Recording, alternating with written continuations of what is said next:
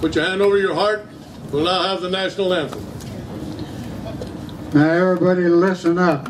It isn't going to be like your professional singer, because all of you are going to sing the national anthem. Just make sure I pitch it right, because you'll never hit that high note. I've got some back. Where's the backup? Well, that's enough. Okay.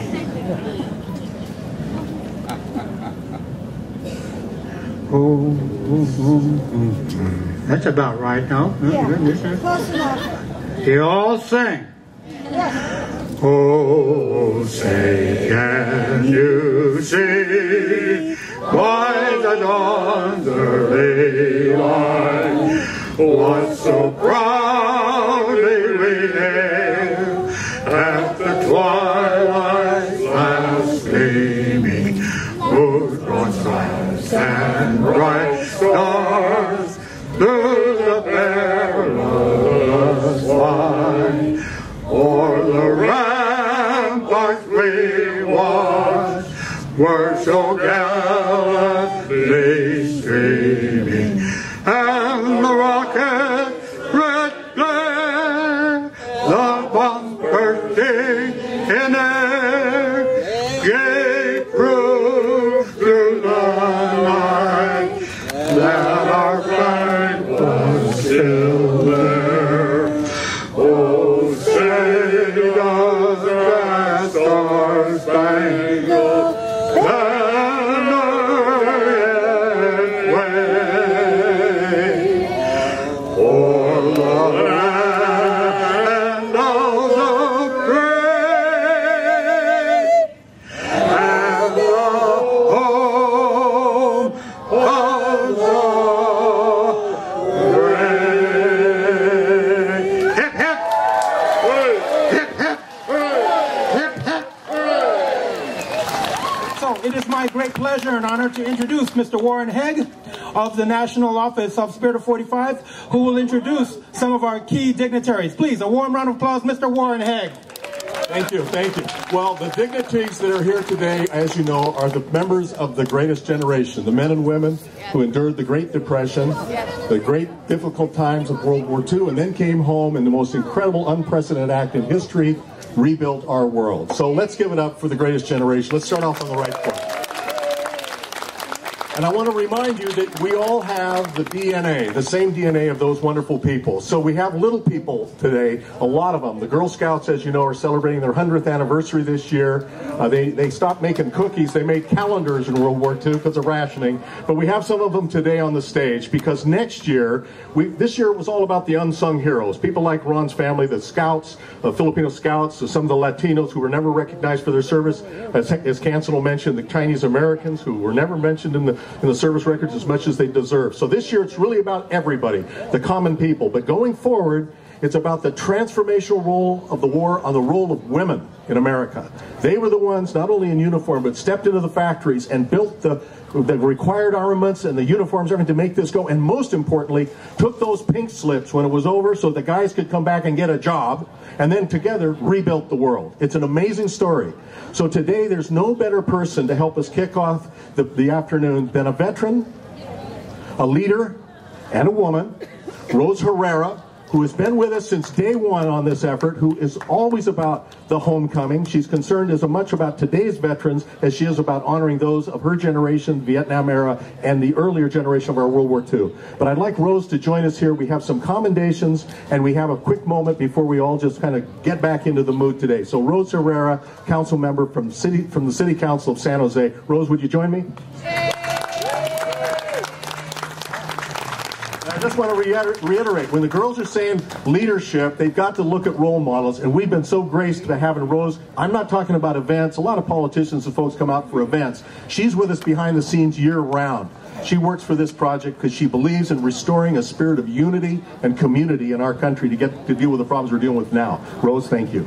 Thank you, Warren. I don't know. Thank you. Let's give a hand to Warren Hegg. Good to have him back. When I started off in council, he was with me, and then the world discovered him, and he's been all over the country. So we're really honored to have him back here today. Thank you so much, everyone, for turning out today. It's wonderful to see everybody here and to begin to be able to have the younger generation understand what Spirit of 45 means and maybe what it felt like back then when the war ended. What did you guys think? Wasn't that a great celebration?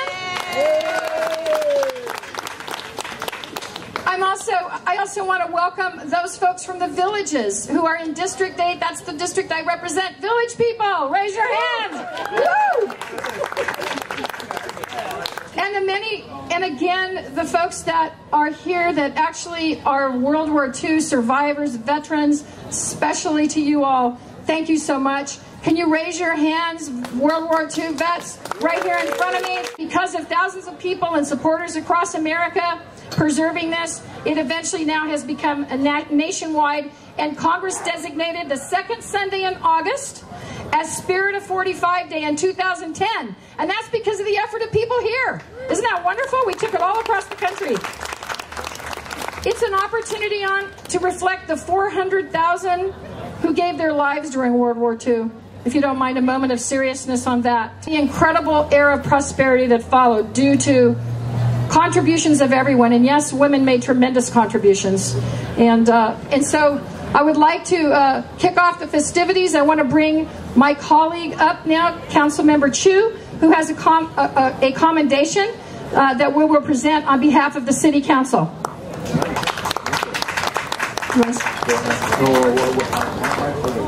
Here to present, and this is to Skip, Chief Master Sergeant Skip, who's our honored veteran here today. We want to present you on behalf of the City Council and the Mayor to honor you and your service. And on this day, Spirit of 45 Day, thank you so much, Skip. There are no words that can really communicate the thankfulness, the gratitude that we all have for you and the folks that you represent in your generation. Thank you so much.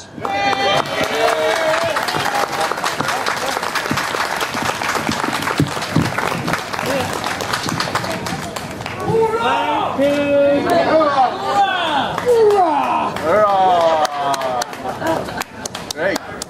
Good morning, everyone. How are you doing today?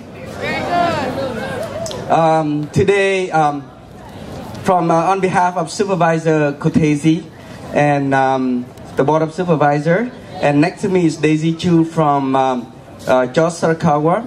But first of all, I would like to recognize all the World War II veterans and all the veterans who are dedicated, sacrifice their life, and contribute for all your service. Because for your service, that's what make what we are here today. So we want to recognize you for your contribution, for your service for this country. And with that, I like to present the accommodation from the Supervisor Kotese and from the county, along with Daisy Chu, to honor and recognize the legacy of World War II generation and for keeping the Spirit of 45 alive. So once again, I'd like to present the commendation. Before we present, Daisy Chu, would you like to say something? Thank you, Table. Good afternoon, ladies and gentlemen. I am Daisy Chu, a policy aide to President of the Board, Santa Clara County Board of Supervisors, George Shirakawa. On behalf of the Supervisor Shirakawa, he sends best wishes to the great success of this Spirit 45. And thank you all for being here. Together we're honoring our veteran, World War II veteran. And as a veteran himself, he knows firsthand that how much their families, the sacrifice for our country. Therefore, he appreciates all of you being here to honor our veterans and also the past, current, and future men and women in the services. Thank you. Thank you very much. The reason I'm here is because of you. The good Lord sent me to Iwo Jima, and He sent me back home to visit all of you like every Sunday like this. I thank you so much for coming, and keep up the good work. Stay honest and work with each other, and we'll keep going. Thank you so much. Honor, I ask you, please give her a San Jose welcome to Nell Calloway. This is my first visit to San Jose, and I can tell you I've fallen in love. I told them last night, I woke up yesterday morning, it was 56 degrees. I called home, it was 100, so I think I'm staying. But anyway, it's a great honor for me to be here, and it's a great honor for me to represent the Spirit of 45. I am the director of a museum who we have all wars from World War I through Iraqi freedom represented. And the Spirit of 45 is so important to us. I thank each and every one of you for coming here, for showing your patriotism, for showing you everybody the appreciation that we have for the greatest generation. But it's so very, very important that we remember that, because we have so many wounded warriors coming home today. And I just truly believe the more that we stand up and we appreciate and we remember the wars that we've been in, the more they'll realize that we're not going to forget them either. So this is extremely, extremely important. And thank you for bringing your children here, because as I tell all the children who visit the museum, who is it going to be up to continue our fight for freedom? And they all get that. They all say us. So it's just important what we're doing here, and it's important that we continue to remind everybody of the victory and the great patriotism we felt during that time. Thank you very much for allowing me to be here, and enjoy your day.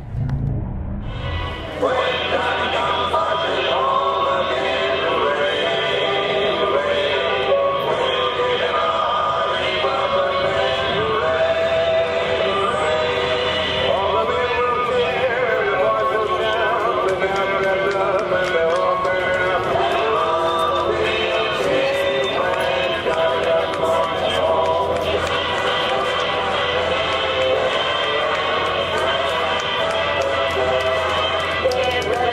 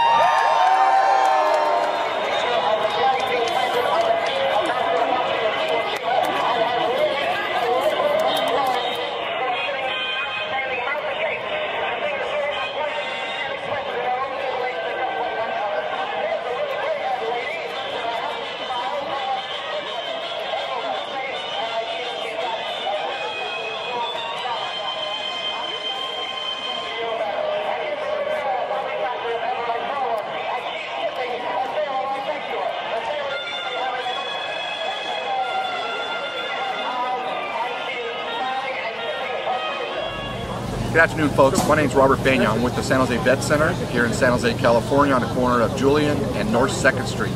We're here to represent the veteran and as a motivator, encourager, and hopefully helping the veteran with issues with PTSD, post-traumatic stress disorder. We're also here for a resource as information throughout the Veterans Administration, as well as opportunities, and of course learning about what we do as a vet center. I'm here today just to represent, to put us out here, to let you know that we'll never leave anybody behind, especially for our vets. Other than that, any information, anything I can do for you, please give us a call at area code 408-993-0729. Thank you, and have a beautiful day. We're American Legion, Facility 318. We do a lot of support for both veterans for active duty, Moffett Field, for those overseas, care and comfort, as well as we send kids to camp. We do programs throughout San Jose, Legion baseball, things like that. So definitely get involved. That's what I tell people. If you're a veteran, join a veteran organization. Hi, I'm Karen Carter. I'm Director of Community Relations for the Dignity Providers in the Bay Area. And I am with the Spirit of 45 because we honor and treasure and love our veterans. All of our Dignity Providers have veteran benefits for each and every veteran. And we want to serve and let all the folks know that we are grateful for their service and that we want to provide the best service possible for them in their end of life. Hornet, please put your hands together for the Swinging Blue Stars of the USS Hornet.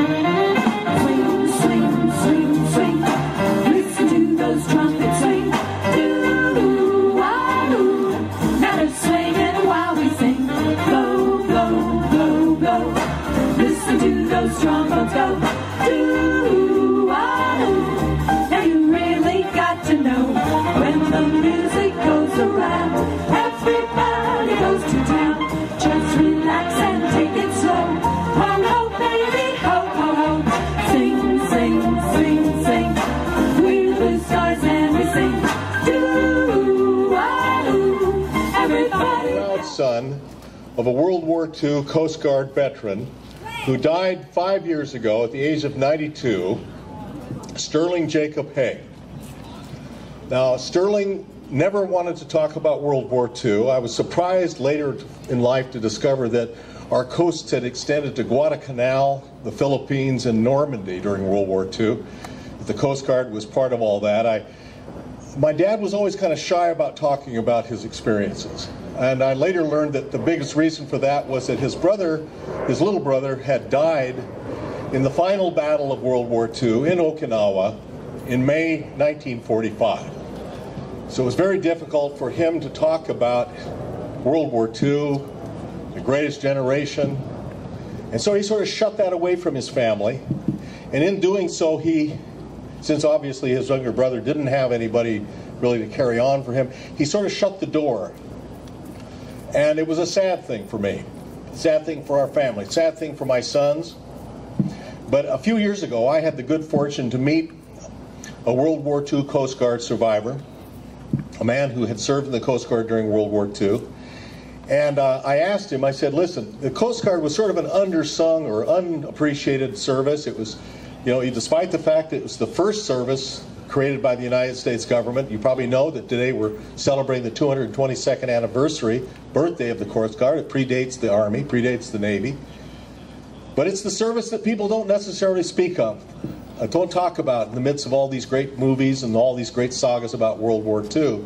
And yet, some of my Navy friends and my Army friends say, you know, it's kind of interesting. The Coast Guard every day puts their lives on the line in service to save and to protect and secure. And today they are part of our homeland security. Well, all of that was kind of, we could have missed that except for people like Marv who were willing to say, I am proud to say I served in the United States Coast Guard. He was largely in New York when he was actually there on the day the war was over, was declared. And I asked Marv, would he be willing to sort of step up for all those unsung heroes, for all those years of the Coast Guard? And Marv said he would. And so tonight is really Marv's night. It's my dad's night.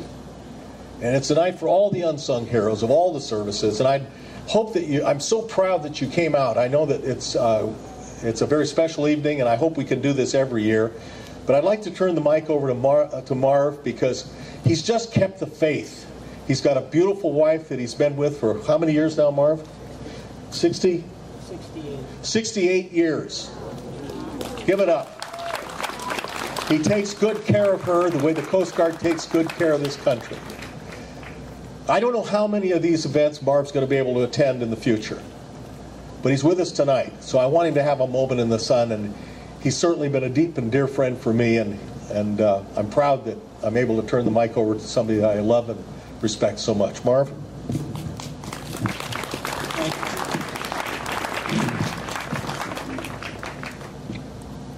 I have a very special message tonight for everybody here from a very special person. So let me start my little story. My name is Marv Modell. I was a kid of 20 when I enlisted in the United States Coast Guard, and I served during 1942, 43, 44, and 45. Following boot camp and some port security duty, I joined the vital and heroic men and spars in Coast Guard intelligence until I was finally discharged in December of 45. Earlier this year, about 6 months ago, I was fortunate to make the acquaintance with the Coast Guard's highest ranking officer, 4-star Admiral and the Coast Guard's highly regarded current Commandant, Robert J. Papp, Jr. He calls me his shipmate, and we're friends. 2 weeks ago from this evening, I contacted the Admiral. I described the coming events of today's activities here on August 4th in San Jose, and I suggested that the Admiral might wish to send his personal greetings and feelings to the folks in Silicon Valley. He immediately agreed to do so. This may be a first. I was a seaman first class, and he's a 4-star Admiral. And he followed my suggestion.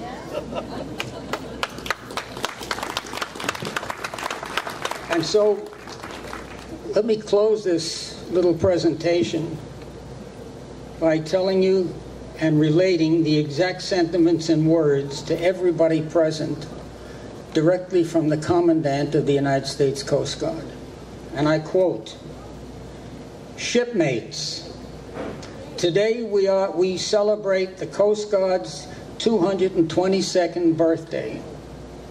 I want to take this opportunity to thank all of you for commemorating the sacrifices and dedicated service of all of our veterans. I want to particularly thank those World War II veterans who are joining in today's celebration. You truly are the greatest generation. I salute your efforts to keep the spirit a 45 alive. And Semper Paratus, always ready. Close quote. Thank you.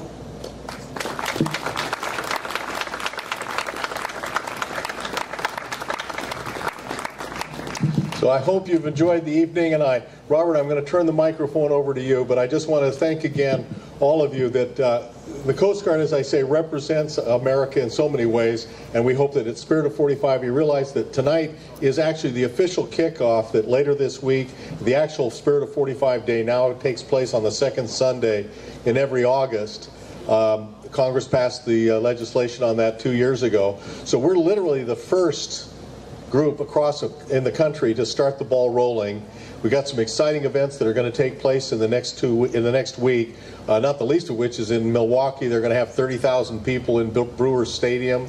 There's going to be a big group of people at the Washington Memorial. There'll be about 500 events across the country. So I think you should give yourselves a hand that you got the ball rolling a few years ago, and tonight you did the right thing by a very dear shipmate of all of us. Thank you. Good night. There and kind of encourage the creation of a day that he thought would be for the ordinary sailors, the ordinary Army, the ordinary people. And I remember sitting in his living room in Beverly Hills, and you know, this is a guy who, right when I saw him, he was like 92 years old, and he was still doing movie parts. I mean, he's still 5 decades of work. And I said, well, tell me a little bit, tell me a little bit about your story. He said, well, you know, first of all, I was a little kid in Connecticut. We didn't have much money. It was the Depression. It was 1935, and I went into the Navy because I wanted to put a few nickels on the table for Mom. And I got out around 1940, 41, and then comes Pearl Harbor, and I went to my mom, and I said, Mom, I got to go back in. And she says, Ernie, no way. No, you're not going back. It's those Navy guys that are getting killed. It was right after Pearl Harbor. And he said, Mom, I wore their uniform. I have to go back. So he served until 1945. The only Hollywood star that on this side of the screen had given his country 10 years of his life in service to his country. And he spent all of his years as a movie actor always making himself available to Navy veterans and Navy functions and so on. And so when it came to be an opportunity to establish this new National Day, Ernie said, I'm on board. And he literally died keeping that promise. So I'd like this evening, I don't know if we have even a bugler around. Do we have a bugler left in the house? Larry? Larry? We got a bugler. Isn't that a coincidence? You got a band, you got a bugler. Again, we're going to preempt everybody.